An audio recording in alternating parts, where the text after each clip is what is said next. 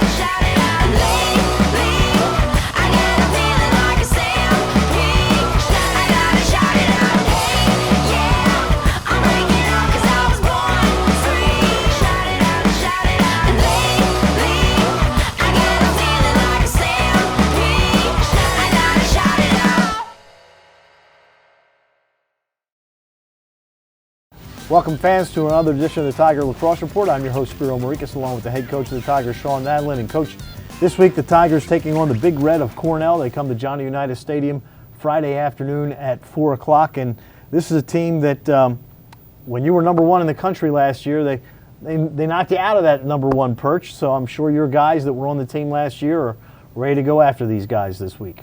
Yeah, we haven't had a lot of time to talk about Cornell at this point in the week, but I know the guys, with them being a new opponent last year and then kind of how that game transpired, kind of the blown opportunity that we had, I know the guys are excited about that, but I think more so excited about having another opportunity, to compete in a game, get ourselves back on track, where we feel like we're not, obviously there yet.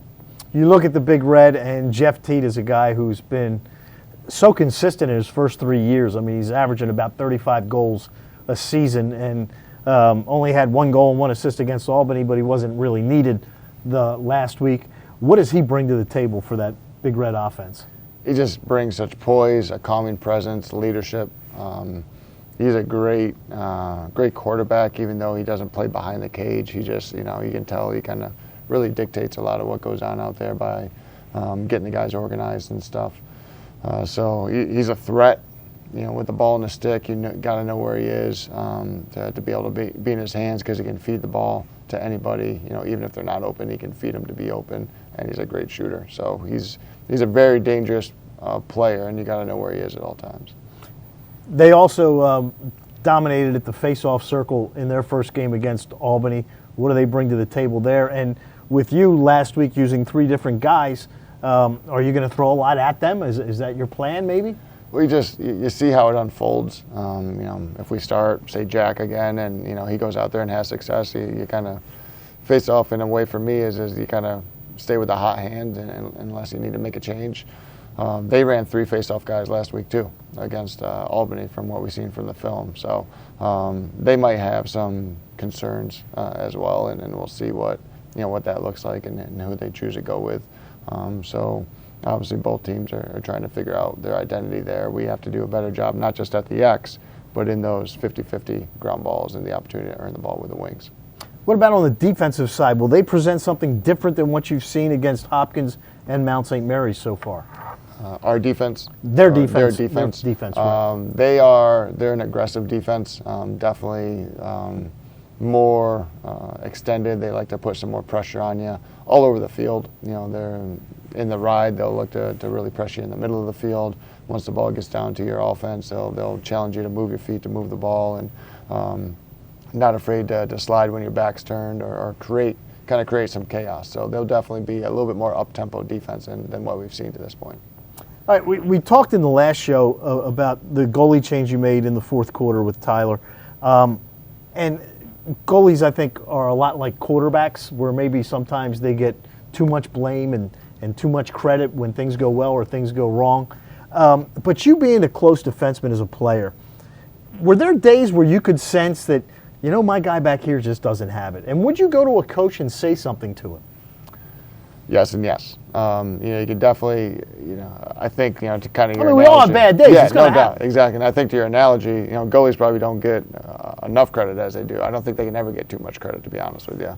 The blame, doesn't always fall on them. There's guys in front of them that have to do their job too, unless they're letting in 20-yard, cream puffs, go by.